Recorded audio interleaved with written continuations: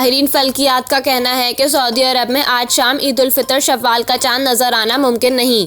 13 ममालिक से ताल्लुक़ रखने वाली फ़िल्की उलूम के 25 माहिरीन ने मुश्तरका आलमिया जारी किया है कि जिसके मुताबिक सऊदी अरब में रमज़ानुल मुबारक 30 रोज़े का होगा, जबकि ईद हफ्ता 22 अप्रैल को होगी।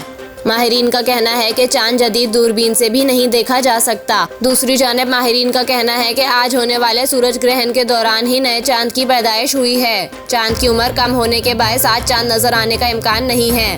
पैरामीटर्स के मुताबिक पाकिस्तान और सऊदी अरब में ईद उल फितर 22 अप्रैल को होगी। पाकिस्तान में भी ईद उल फितर का चांद देखने के लिए मरकजी रुअत हिलाल कमेटी का इजलास आज इस्लामाबाद में होगा।